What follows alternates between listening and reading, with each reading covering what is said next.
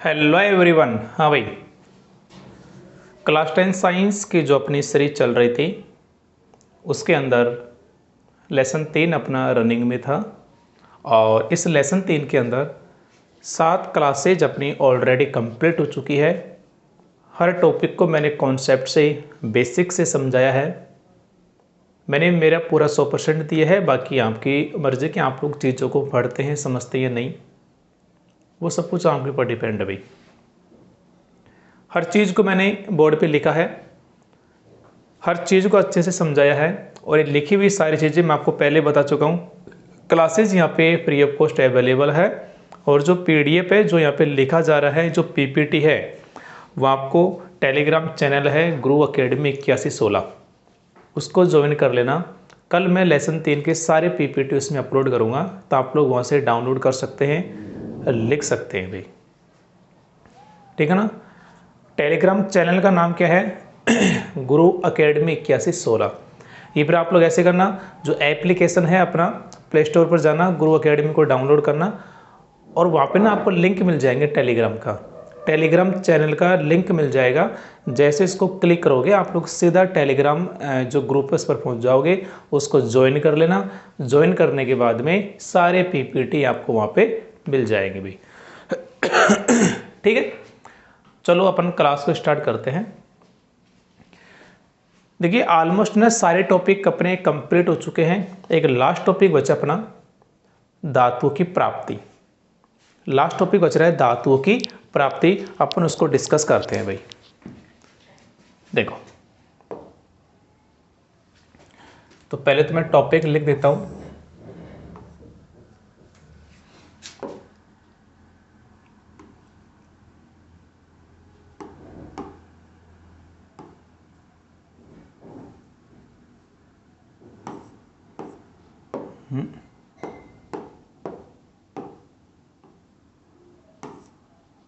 क्या बात है, अच्छा हाँ भाई, देखिए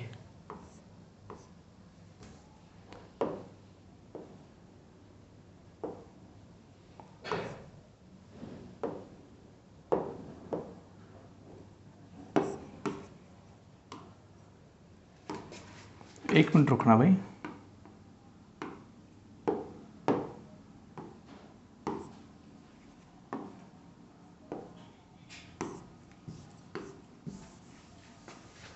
हाँ जी,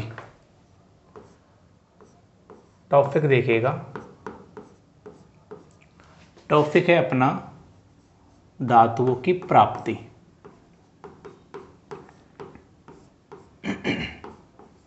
धातुओं की प्राप्ति यानी जो धातु है वो कैसे अपन प्राप्त करेंगे, वो सारी चीजें हैं।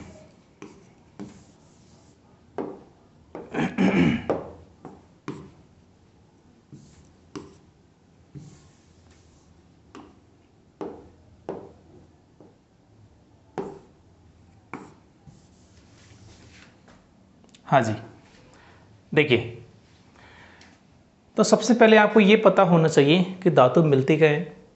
तो जो अपनी पृथ्वी है उसकी जो भू प्रॉपर्टी है, अर्थ क्रस्ट जो है, वहाँ पर धातुएं मिलती है आपको खनिज के रूप में। तो पहले मैं वो बातें लिख देता हूँ, फिर बात करते हैं भू प्रॉपर्टी क्या होती है, वो सारी बातें करेंगे पर, ठीक है। धातु की प्राप्ति, हाँ भाई, पृथ्वी की भू प्रॉपर्टी। भाई टॉपिक अपना क्या है? धातु की प्राप्ति, यानी धातु को प्राप्त करना। तो धातु को प्राप्त कहाँ से करेंगे, वो जगह भी तो पता होनी चाहिए ना। तो जगह कौन सी है? पृथ्वी की भू प्रॉपर्टी। तो पृथ्वी की भू प्रॉपर्टी धातुओं का मुख्य स्रोत है। धातुओं का मुख्य स्रोत है या मुख्य स्रोत है, बात एक ही है, मुख्य स्रोत है ना भाई। धातुओं की प्राप्ति यानी धातुओं को कहाँ से प्राप्त करेंगे, तो पृथ्वी की भू प्रॉपर्टी धातुओं का मुख्य स्रोत है। बात करते हैं ये भू प्रॉपर्टी होता क्या है, तो देखिए एक्चुअल में ये दो प्रकार की होती है। एक तो होती है महाद्वीपीय भूप्रपटी, एक तो होती है महाद्वीपीय भूप्रपटी और एक होती है महासागरीय भूप्रपटी। महासागरीय भूप्रपटी होता क्या है, जैसे मान लीजिए ये आपकी पृथ्वी है, ठीक है, इसके यहाँ से लेकर के पृथ्वी की सतह से लेकर के और इसके अंदर यदि मैं गहराई में जाऊँ, लगभग 40 से 50 किलोमीटर तक जो एरिया होता है, इसकी जो 40 से 50 किलोमीटर तक की जो मोटाई है ना, वो होती है इसकी महाद्वीपीय भूप्रपटी। और यदि इसकी पृथ्वी सतह से लेकर के 10 से 12 या 10 से 15 किलोमीटर तक का जो एरिया है वो कहलाता है महासागरीय भूप्रपटी। कुल मिला के पृथ्वी की सतह से लेकर के और कुछ किलोमीटर तक की जो दूरी है ना, वो भूप्रपटी है। वो अधिकतम 40 से 50 किलोमीटर या 60 किलोमीटर तक हो सकती है, ठीक है। तो भूप्रपटी का मतलब ही है कि पृथ्वी की सतह से लेकर के 50-60 किलोमीटर तक के जो एरिया है वो क्या है, भूप्रपटी है। और इसी एरिया में आपको क्या मिलेगी, धातुएं मिलेगी, ठीक है। आई थिंक ये बात आपको समझ में आ गई होगी, पहली चीज़। दूसरी बात, अब ये जो धातु मिलेगी ना, ये किस रूप में मिलेगी, तो ये आपको जनरली मिलती है खनिज के रूप में। किस रूप में भाई, खनिज के रूप में ये मिलते हैं आपको, खनिज के रूप में।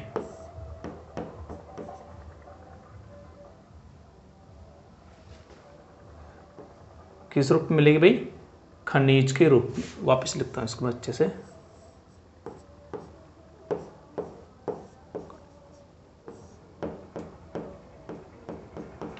हाँ भाई, ये मिलेगी आपको खनिज के रूप में। तो खनिज की परिभाषा क्या बनेगी, पृथ्वी की भूप्रपटी में, भाई कहाँ मिलेगा, भूप्रपटी में मिलेगा, प्राकृतिक रूप से मिलेगा। तो पृथ्वी की भूप्रपटी में प्राकृतिक रूप से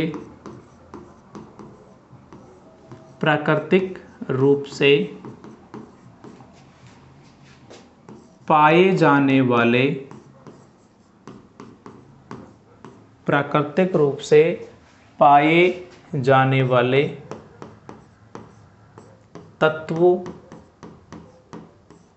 या यौगिकों को,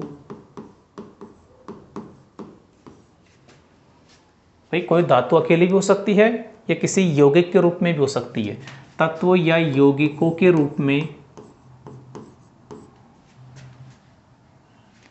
तत्व या यौगिक के रूप में पृथ्वी की भूप्रपटी में प्राकृतिक रूप से पाए जाने वाले तत्व या यौगिकों को खनिज कहते हैं, या यौगिकों को खनिज कहते हैं।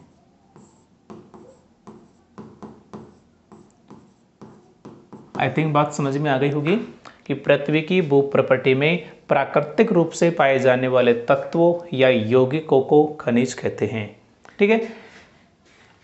अब ये हो गया खनिज। अब इस खनिज में क्या होता है कि कुछ खनिज ऐसे होते हैं, यानी कुछ खनिजों में ऐसी धातु होती है जो हमारे लिए फायदेमंद नहीं होती है या फिर वो मात्रा में बहुत कम होती है, और कुछ ऐसे होते हैं जो काफ़ी अधिक मात्रा में उनमें धातु होती है और हमारे लिए फायदेमंद होता है। उन खनिजों को बोला जाता है अयस्क, ठीक है। क्या बोला जाता है, अयस्क। तो सेकंड जो पॉइंट होगा अपना, अगला तीसरा पॉइंट है, वो होगा अयस्क। क्या होगा भाई, अयस्क। परिभाषा क्या बनेगी, वे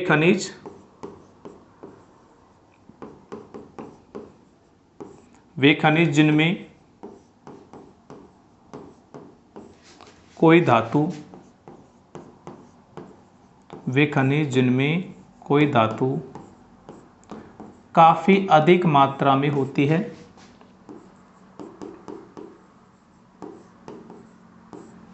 काफी अधिक मात्रा में होती है, वे खनिज जिनमें कोई धातु काफी अधिक मात्रा में होती है तथा जिसे निकालना, उस खनिज की बात कर रहे हैं ना, तथा जिसे निकालना हमारे लिए लाभकारी होता है, जिसे निकालना हमारे लिए लाभकारी होता है, उसे अयस्क कहते हैं।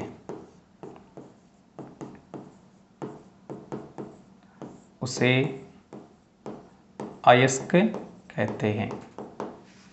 आई थिंक पहली बात तो ये सारी चीज़ें आपकी क्लियर है कि नहीं, पहले मुझे बता दो भाई। टॉपिक आपका क्या है? धातुओं की प्राप्ति, यानी धातुओं को प्राप्त करना। कहाँ से करेंगे? पृथ्वी की भूप्रपटी से।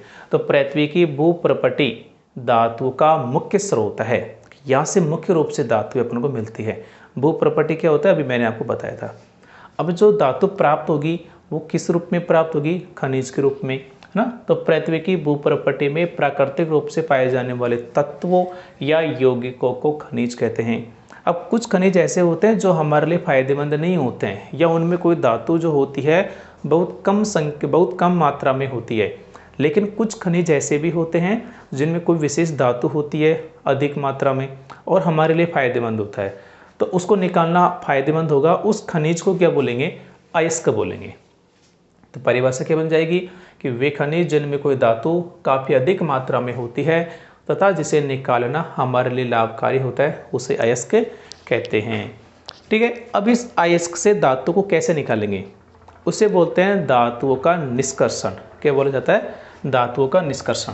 तो अगली जो अपनी हेडिंग होगी, अगला जो पॉइंट होगा वो होगा धातुओं का निष्कर्षण।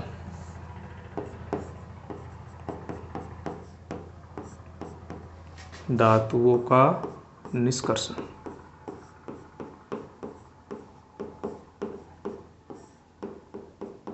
ठीक है, इसको ना मैं नेक्स्ट पेज पे ले रहा हूं भाई, धातुओं का निष्कर्षण।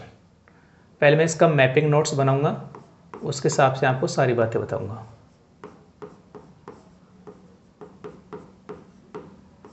इस टॉपिक तो हेडिंग तो अपने वर्ड डाल ही दी है, सीधे लिख देते हैं यहाँ पे। देखो ये सीरीज आपने कई बार पढ़ी है, सक्रियता श्रेणी काशीनाथ वाली। काशीनाथ का मांगे लाल आलू जमीन पर फैलाकर पड़ोसी भाई हीरालाल।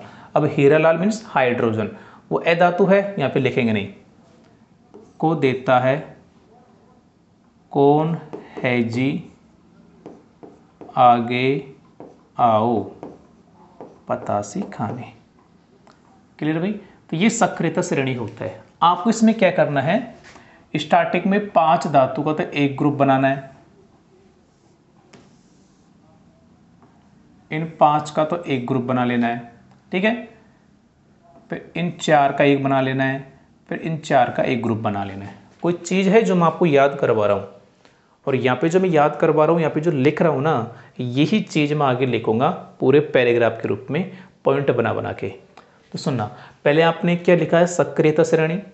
हाइड्रोजन को लिखना नहीं है क्योंकि हाइड्रोजन अधातु होता है, यहाँ पे केवल आपको सक्रियता श्रेणी में से धातुएं लिखनी है। फिर क्या करना है? ऊपर की 5 धातुओं का एक ग्रुप बना देना है, फिर 4 धातु का, फिर 4 धातुओं का। ठीक है, अब क्या है सुनना भाई, ये जो ग्रुप है ना ऊपर वाला, ये सर्वाधिक क्रियाशील धातु होती है। सर्वाधिक अभिक्रियाशील या क्रियाशील, बात एक ही है। सर्वाधिक क्रियाशील धातु होती है, पहली बात। दूसरी बात, ये जो होती है ये मध्यम अभिक्रियाशीलता होती है, यानी ज़्यादा तेज भी अभिक्रिया नहीं और ज़्यादा धीमे भी नहीं, मध्यम अभिक्रियाशीलता।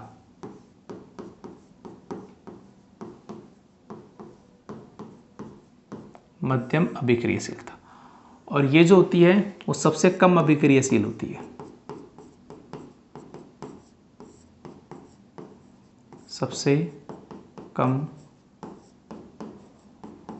अभिक्रियाशील। मध्यम अभिक्रियाशील धातु लिख लो, बेटर रहेगा।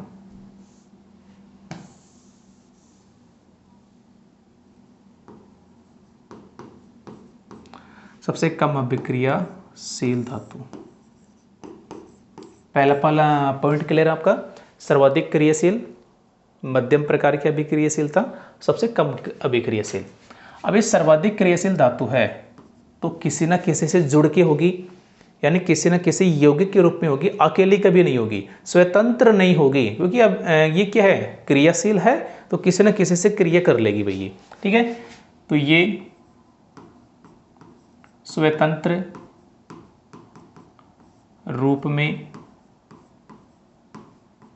ये स्वतंत्र रूप में नहीं पाई जाती, नहीं पाई जाती है ना, किसी न किसी यौगिक के रूप में पाई जाएगी। ये भी स्वतंत्र नहीं होगी, मध्यम प्रकार की अभिक्रियाशीलता है, किसी न किसी रूप में पाई जाएगी। तो ये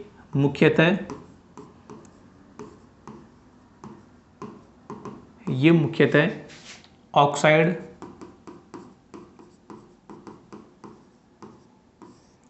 सल्फाइड, ऑक्साइड या सल्फाइड या कार्बोनेट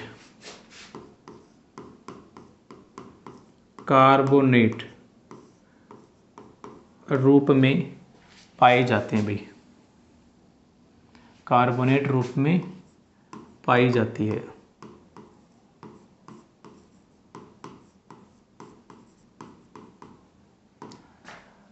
कार्बोनेट रूप में पाई जाती है। जबकि देखो ये सबसे कम अभिक्रियाशील है, तो ये स्वतंत्र अवस्था में पाई जाती है भाई, है ना, ये स्वतंत्र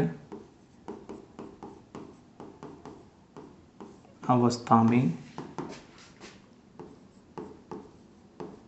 पाई जाती है। सेकंड पॉइंट क्लियर है सभी का। सबसे अधिक क्रियाशील, जब सबसे अधिक क्रियाशील होगी तो अकेली कभी नहीं होगी, स्वतंत्र नहीं होगी, किसी न किसी यौगिक के रूप में होगी, तो ये स्वतंत्र रूप में नहीं पाई जाती है। मध्यम अभिक्रियाशीलता है, ये भी किसी न किसी से क्रिया करके रहेगी, तो ये क्रिया करके या तो ऑक्साइड के रूप में या सल्फाइड के रूप में या कार्बोनेट के रूप में पाई जाती है। जबकि ये सबसे कम अभिक्रियाशील है तो ये जनरली स्वतंत्र अवस्था में पाई जाती है, ठीक है। अब इनको, हमारा मेन मुद्दा है धातु का निष्कर्षण। पॉइंट हमारा यही है ना, देख सकते हैं पॉइंट हमारी यही है, धातुओं का निष्कर्षण। तो पॉइंट हमारी ये है कि ये सबसे अधिक क्रियाशील है, इनका निष्कर्षण कैसे करेंगे, ठीक है। तो इनका निष्कर्षण, ये जो धातु है सबसे अधिक क्रियाशील है, इनका निष्कर्षण विद्युत अपघटनी अपचयन विधि द्वारा, विद्युत अपघटनी अपचयन विधि द्वारा किया जाता है।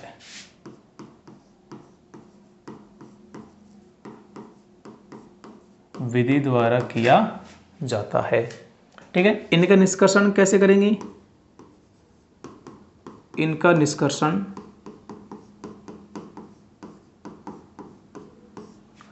कार्बन के उपयोग से अपचयन कैसे होगा ना, ये आगे बताऊंगा धीरे धीरे, अभी पॉइंट पॉइंट बना के जाओ एक बार। कार्बन के उपयोग से अपचयन द्वारा किया जाता है।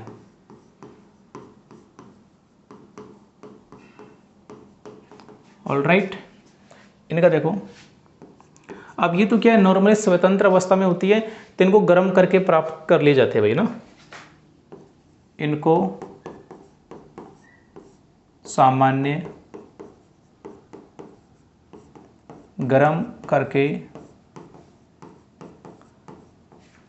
प्राप्त किया जाता है, प्राप्त किया जा सकता है।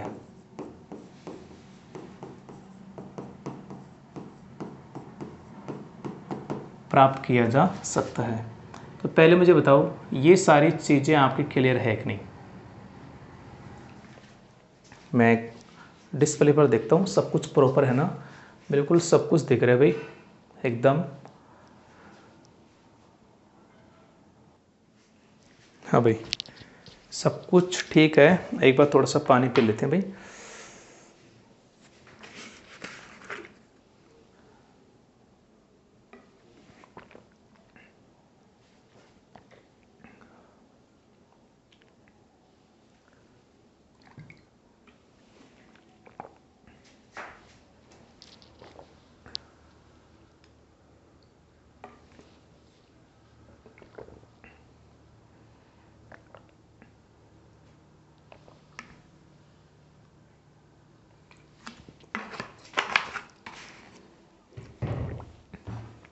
हाँ भाई, देखिए अभी जो अपनी हेडिंग है ना, धातु का निष्कर्षण, उसके अंदर मैंने ये मैपिंग नोट्स बनाई है।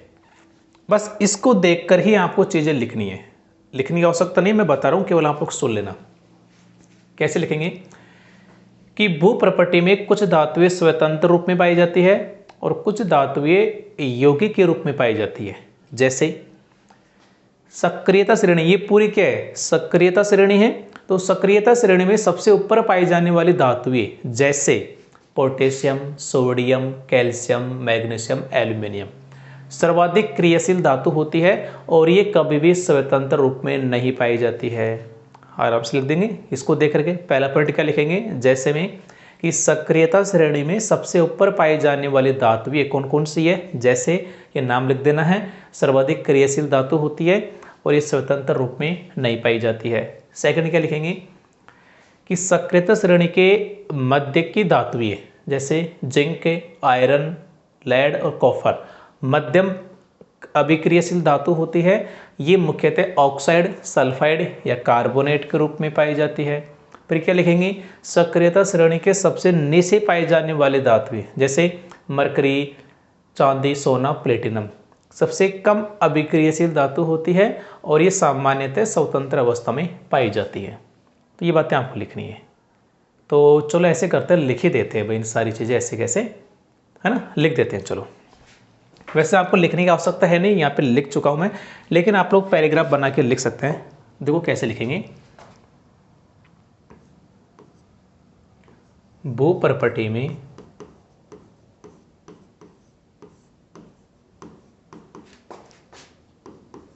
कुछ धातुएं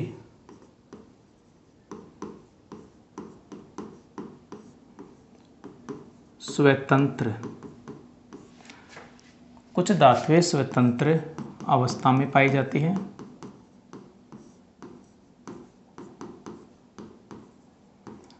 कुछ धातुएं स्वतंत्र अवस्था में पाई जाती है तथा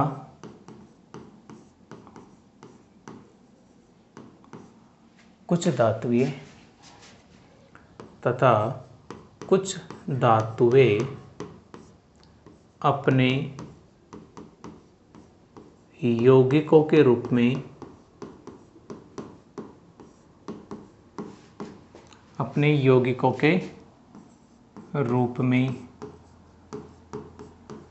पाई जाती है।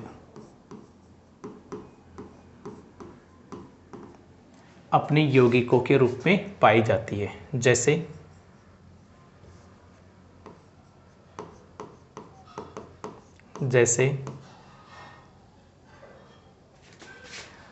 सक्रियता श्रेणी में, जैसे पहला पॉइंट है, जैसे सक्रियता श्रेणी में ये जो इतना काशीनाथ वाले, ये क्या है, सक्रियता श्रेणी तो है भाई, कि सक्रियता श्रेणी में सबसे ऊपर पाई जाने वाली, सबसे ऊपर पाई जाने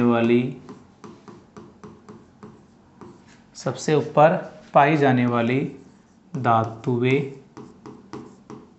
कौन कौन सी है, कोष्टक में लिख रहा हूं मैं, जैसे पोटेशियम, सोडियम, कैल्शियम, मैग्नीशियम एवं एल्यूमिनियम, है ना, पोटेशियम, सोडियम, कैल्शियम, मैग्नीशियम एवं एल्यूमिनियम। सक्रियता श्रेणी में सबसे ऊपर पाई जाने वाली धातुएं सर्वाधिक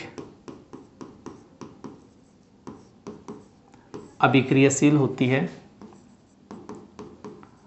सर्वाधिक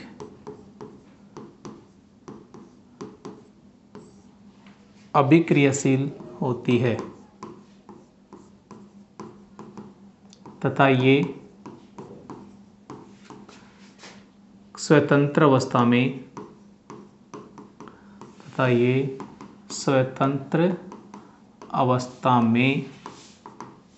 नहीं पाई जाती है, स्वतंत्र अवस्था में नहीं पाई जाती है ना।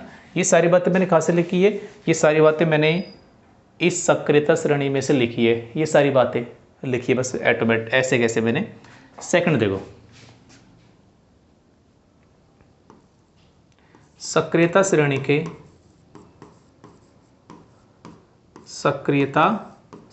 के मध्य की धातुएं या मध्य में पाई जाने वाली धातुएं,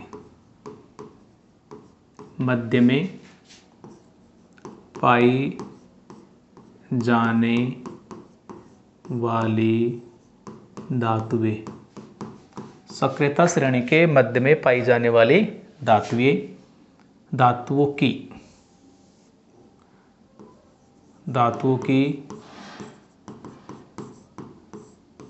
क्रियाशीलता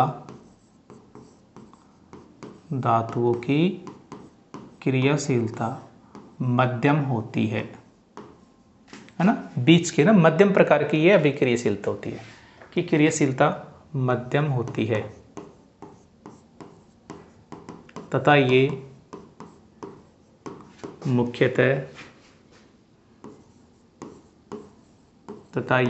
मुख्यतः ऑक्साइड या सल्फाइड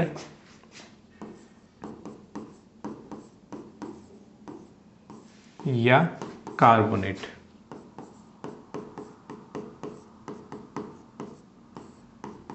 के रूप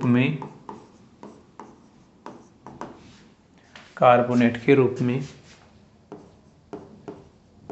पाई जाती है। क्लियर है भाई? यहाँ पे ना आप लोग वो चीज़ भी इंक्लूड कर सकते हो कि ये जो सबसे ऊपर पाई जाने वाली धातु होती है, इनका निष्कर्षण अपन विद्युत अपघटनी अपचयन विधि द्वारा करते हैं, और ये जो मध्यम प्रकार की होती है इनका निष्कर्षण कार्बन के उपयोग से अपचयन विधि द्वारा करते हैं। ये चीज़ भी आप लोग इंक्लूड कर सकते हो जो मैंने मैपिंग नोट्स में की है। आगे देखो तीसरा पॉइंट, जो सबसे नीचे पाई जाती है उनकी बात करते हैं। तो सक्रियता श्रेणी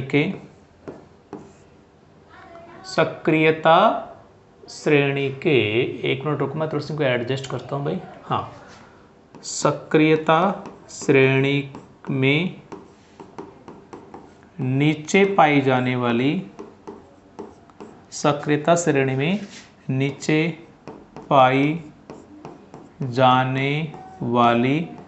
धातुएं, सक्रियता श्रेणी में नीचे पाई जाने वाली धातुएं सबसे कम अभिक्रियाशील होती है। सबसे कम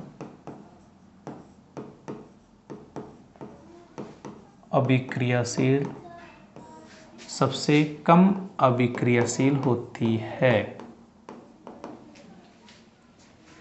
तथा ये प्रकृति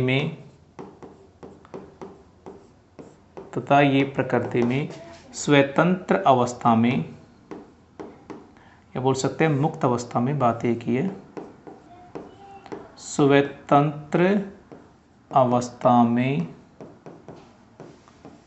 पाई जाती है।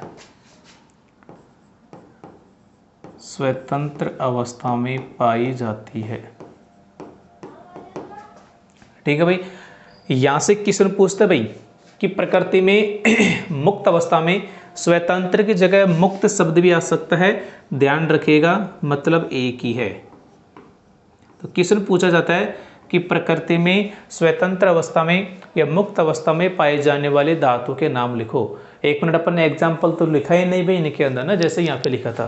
तो सक्रियता श्रेणी में मध्य में पाए जाने वाली धातु, जैसे यहाँ पे ये शब्द ऐड करो भाई, जैसे कोष्टक के अंदर, जैसे Zn, Fe, Pb और कॉपर, है ना, ये भी ऐड करना है। और यहाँ पे पाए जाने वाली धातुएं जैसे बीच में ऐड करना है, हालांकि पीछे लिख चुका हूँ लेकिन यहाँ पर भी ऐड कर लो, मरकरी, चांदी, सोना, प्लेटिनम। क्लियर? तो क्वेश्चन पूछता सिंपल सा कि प्रकृति में मुक्त अवस्था में या स्वतंत्र अवस्था में पाए जाने वाले धातु के नाम लिखो। तो आपको चारों में से लिखना है। और एक चीज़ और मैं आपको बता दूं भाई, थोड़ा सा ध्यान दें इन चीज़ों पे। देखो Hg और Ag ये दोनों ना बॉर्डर में है। कई बार क्या होता है, जैसे मान लीजिए कोई चीज़ होती है ना, वो बॉर्डर के मतलब जैसे बॉर्डर खत्म होगा उसके बाद में स्टार्ट है, तो उसमें क्या उसके पहले वाले चीज़ों के कुछ गुण आ सकते हैं, वो पेवर नहीं होता। जैसे मान लीजिए ये कोई एरिया है, ठीक है, और इसके 3 भाग है, ये भाग ए है, ये भाग बी है, ये भाग सी है, ये इनका बॉर्डर है।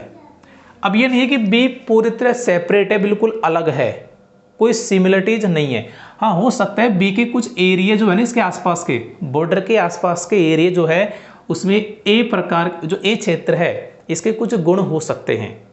जैसे ए भाग में जो भाषा बोली जाती है, हो सकता है उसकी जैसी थोड़ी बहुत भाषा बोली जाए बी के कुछ एरिया में जो बॉर्डर के पास में है।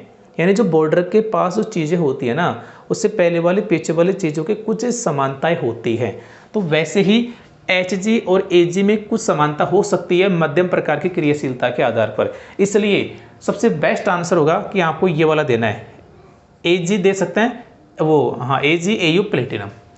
Hg को आप लोग अवॉइड करना, हालांकि है लेकिन Hg आपको एग्जाम्पल नहीं देना है यदि मुक्त अवस्था वाली धातु आपसे पूछी जाए। ठीक है, ध्यान रखना। वैसे एग्जाम्पल इसी का है लेकिन आप लोग एग्जाम्पल मत देना।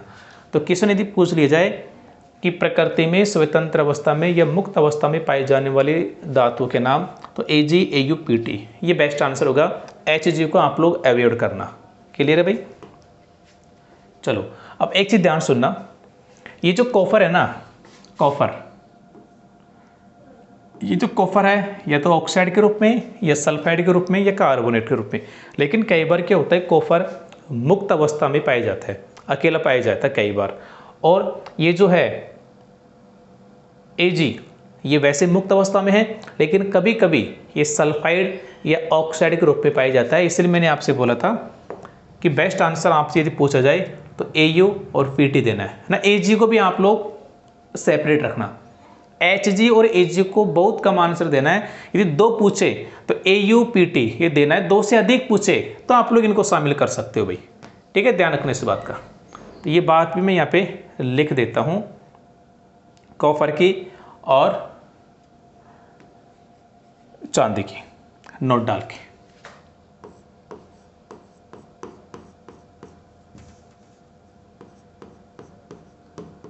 कभी कभी कॉपर प्रकृति में मुक्त अवस्था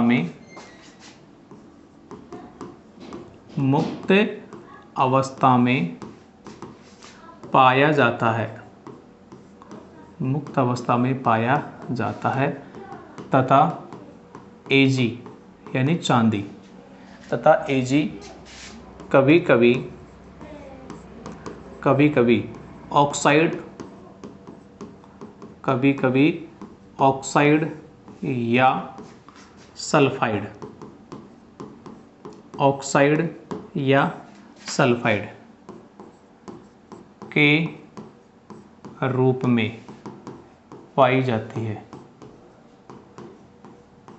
तो आई थिंक ये बात आपको समझ में आ गई होगी, अच्छी तरीके से समझ में आ गई होगी। मैंने एक एक चीज़ देखिए, आप लोग ना बुक से पढ़ेंगे ना इस टॉपिक को, तो बुक में ना सब कुछ पता नहीं एकदम मिक्स करके लिखा हुआ है, समझना बड़ा कठिन है ना। चीज़ों को आगे पीछे एक मतलब अच्छे सीक्वेंस में डेकोरेट नहीं है, चीज़ें आगे पीछे हो रही है।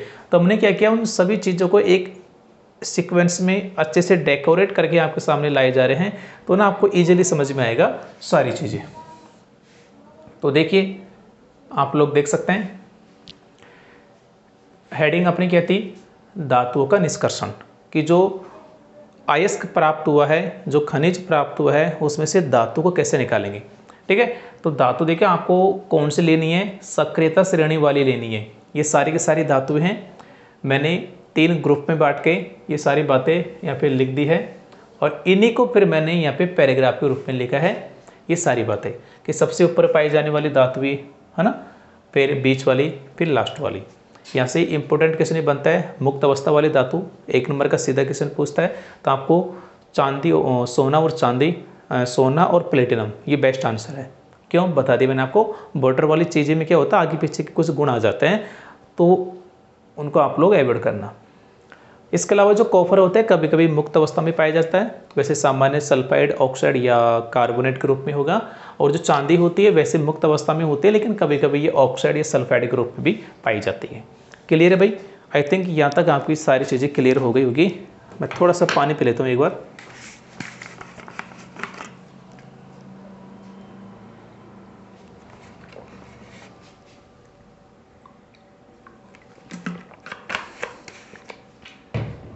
हाँ भाई, तो देख लिए कि धातुओं को जो निष्कर्षण होता है ना, इस आधार पर हम धातु को 3 भागों में बांट सकते हैं।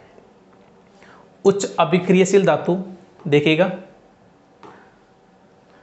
उच्च अभिक्रियाशील धातु, मध्यम अभिक्रियाशील धातु और सबसे कम अभिक्रियाशील धातु। तो ये पॉइंट भी मैं लिख देता हूँ, ये आगे हेल्प करेगी आपके चीज़ें लिखने में। हाँ भाई, इस आधार पर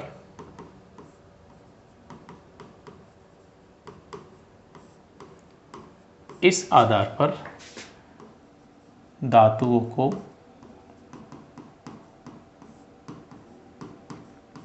निम्न 3 भागों में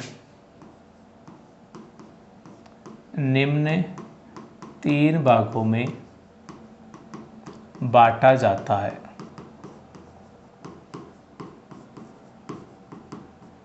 निम्न 3 भागों में बांटा जाता है। पहला, उच्च अभिक्रियाशील धातु,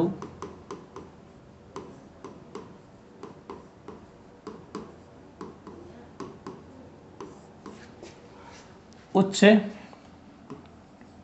अभिक्रियाशील धातु, मध्यम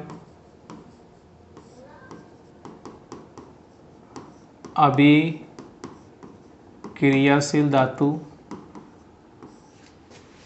मध्यम अभिक्रियाशील धातु, और लास्ट वाली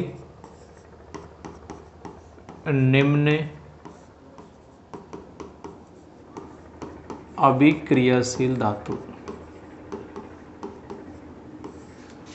निम्न अभिक्रियाशील धातु, ठीक है।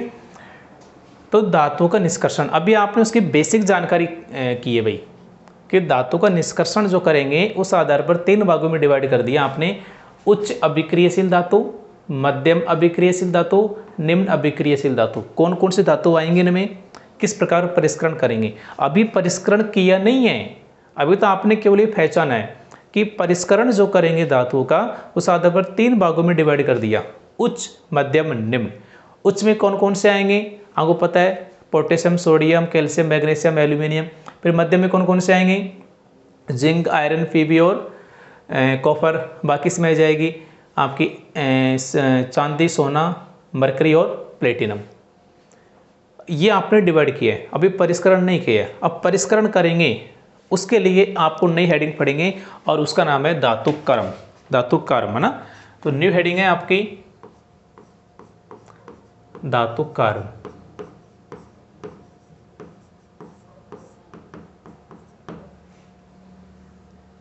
हाँ भाई, 1 मिनट रुकना। हाँ भाई, धातु कर्म। अभी तक आपने धातु का निष्कर्षण नहीं किया है, निष्कर्षण करने के लिए उनको डिवाइड किया आपने, ठीक है। अब निष्कर्षण करेंगे वो किसके अंदर करेंगे, धातु क्रम के अंदर करेंगे। तो पहले इसकी परिभाषा लिख देते हैं, वह विधि जिसके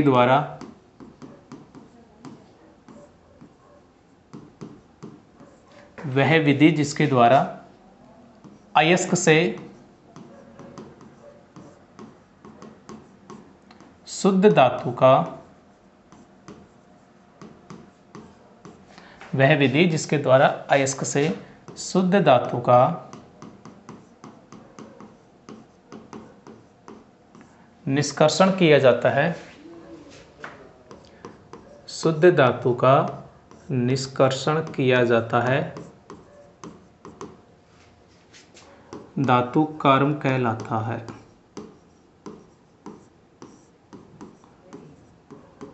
धातु कार्म कहलाता है। क्लियर है भाई? वह विधि जिसके द्वारा अयस्क से शुद्ध धातु का निष्कर्षण किया जाता है धातु कर्म कहलाता है।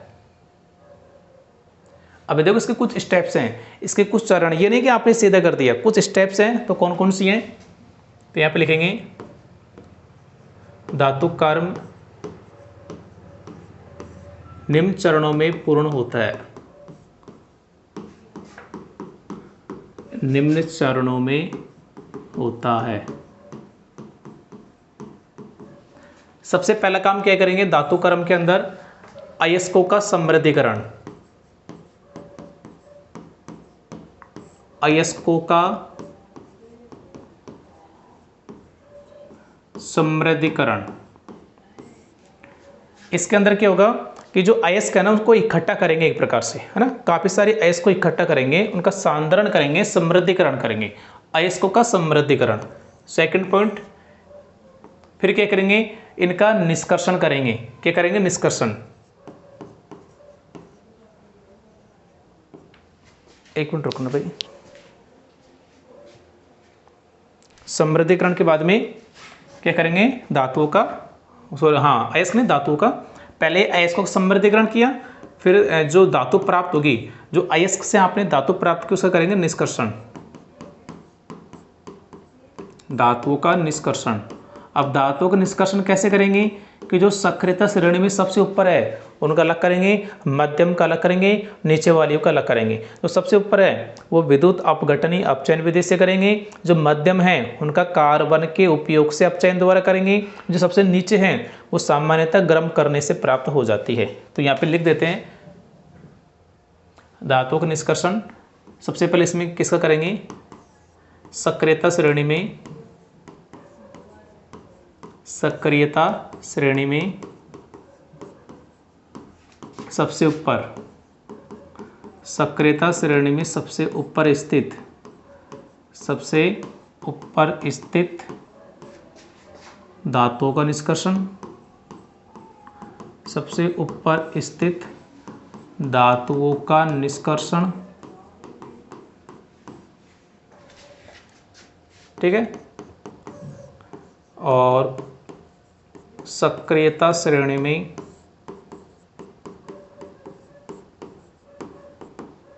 मध्य में स्थित, मध्य में स्थित धातुओं का निष्कर्षण। मध्य में स्थित धातुओं का निष्कर्षण। और फिर करेंगे सबसे नीचे स्थित धातुओं का निष्कर्षण। सक्रियता श्रेणी में सबसे नीचे, या नीचे स्थित लिख देते हैं ना, सक्रियता श्रेणी में नीचे स्थित धातुओं का निष्कर्षण। नीचे स्थित धातुओं का निष्कर्षण। ठीक है। यदि ऐसी कोई धातु है जो सबसे ऊपर पाई जाती है उसका अलग मेथड होगा, बीच वालियों का अलग होगा, नीचे वालियों का अलग होगा। ठीक है। और निष्कर्षण करने के बाद में लास्ट पॉइंट होता है धातुओं का परिष्करण। धातुओं का परिष्करण क्या होता है सुनिएगा। तो समृद्धिकरण में तो आपने अयस्क को इकट्ठा किया, फिर अयस्क से आप लोग धातु प्राप्त करेंगे। 3 प्रकार की होगी, ऊपर वाली, बीच वाली, नीचे वाली, सबका अलग अलग मेथड है। अभी बताया था आपको। यदि ऊपर वाली है तो विद्युत अपघटनी अपचयन विधि से करेंगे निष्कर्षण, बीच वाली है तो कार्बन के उपयोग से अपचयन द्वारा, और नीचे है तो सामान्य गर्म करने से धातु प्राप्त हो जाएगी। लेकिन अभी जो धातु आपको प्राप्त हुई है ना बिल्कुल शुद्ध नहीं है, अभी भी ना उसमें कुछ ना कुछ में गंदगी है, कुछ अशुद्धियाँ हैं। उन अशुद्धियों को उठाएंगे किसमें? धातु का परिष्करण। अशुद्धि जो हटाएंगे धातु से उस विधि को बोलेंगे धातु का परिष्करण। तो 3 स्टेप है, समृद्धिकरण, निष्कर्षण, परिष्करण। ठीक है। अभी तीनों जो पॉइंट है ये अपन नेक्स्ट वीडियो में देखेंगे, और ये तीनों पॉइंट के बाद में आपका चैप्टर भी क्या हो जाएगा भाई? फिनिश हो जाएगा। लेसन 3 आपका कंप्लीट हो जाएगा।